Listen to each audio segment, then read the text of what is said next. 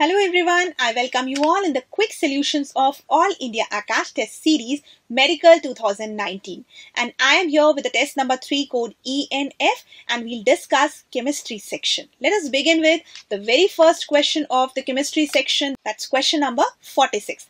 Question number 46 states the number of octahedral voids in a unit cell of sphalerite zinc sulfide structure is. In this case, we have to just find out the number of octahedral voids with the help of the structure that's given here. The structure is the structure of sphalerite, that is zinc sulfide. And if we talk about the structure of this sphalerite, it is CCP structure. And for the CCP structure, we know that the value of Z, it means total number of atom, is 4. And we all know that if in a particular unit cell, number of atoms are Z, then definitely the number of octahedral voids would be equal to that of the number of atom. So in this case, the total number of octahedral voids would be equal to the number of atoms present in this unit cell, and definitely these are 4. Where this answer is given, it is given in option 1. That's why the correct answer for my question is option 1. I hope this question is clear to you. Let's take next question. Question number 47. If a metal forms body-centered cubic unit cell having H length x angstrom, then the radius of the metal atom in angstrom will be. We have to consider the body-centered cubic unit cell. If you look at the structure, you will identify that the atom present at the body center is in direct contact with the atoms present at the corner. If you look at the body-centered structure, you will identify that the centrally located atom in body center is in direct contact with the two atoms present at the different corner. And if we talk about the length of the body diagonal, that length of body diagonal is √3a,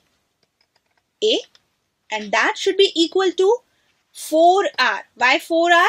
Because the whole diameter of the centrally located particle and the radii of the two atoms which are present at the two different corners. So this is 4r. On the basis of this, if you just want to find out the value of r, this would be equal to √3 by 4a. Now, one thing more. Here, the value of a, or the H length, is also given, that is x angstrom. So, if we place the value here, then this r would be equal to √3 by 4x angstrom. And yes, this answer is correctly given in option 1.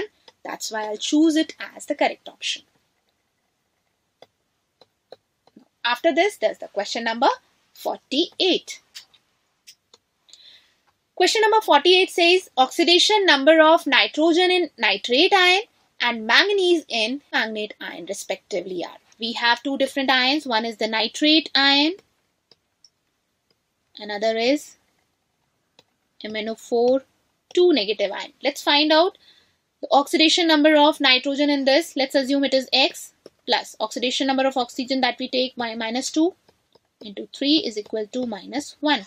So this x minus 6 is -1, or x is equal to -1 plus 6, that is +5. Now for this case, let's assume that oxidation number of manganese is x plus, that's equal to -2, and this would be x minus 8 is equal to -2, and this x value is equal to +6. So the oxidation number for nitrogen is +5 in nitrate ion, while oxidation number of manganese is +6 in MnO4 2 negative ion. So this is correctly given in option 3, and this is the correct answer for this particular question. And yes, it's a turn for question number 49. The oxide which cannot act as a reducing agent is. What are reducing agents? These are those substances which have the nature to reduce other substance and oxidize itself. And when it can oxidize, when it is present in lower oxidation number, and it can increase its oxidation number. So if you look at the given options, we will identify the oxidation numbers of the given species, the central atoms basically. In this case, carbon has the oxidation number +4. Sulfur has the oxidation number +4 here. For phosphorus, the oxidation number is +3. Now, nitrogen, its oxidation number would be +2. So if you look at the given options, you will see that phosphorus can increase its oxidation number to the group oxidation number. Sulfur can also increase its oxidation number to +6. For nitrogen, it can also be increased to +5.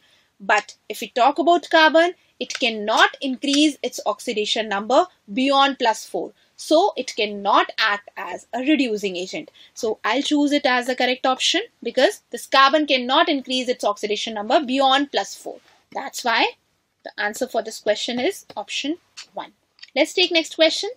Question number 50. Number of mole of dichromate ion required to oxidize 1 mole of Fe2+ ion completely in acidic medium is.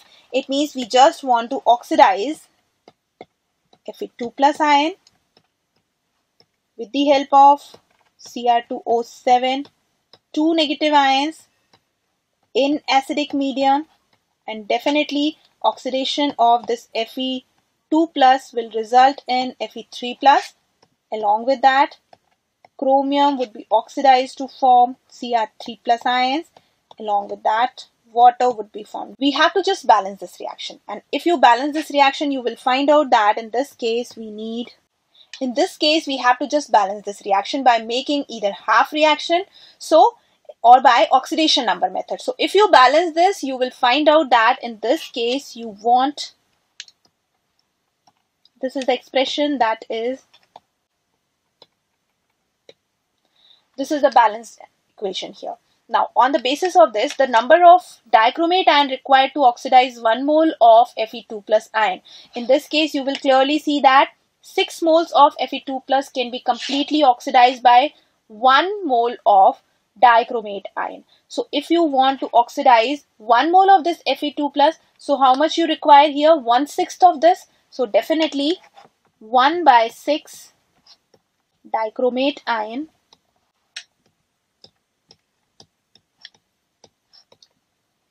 can oxidize 1 mole of Fe2+ ion. And on that basis, option 3 is the correct answer that you can easily choose.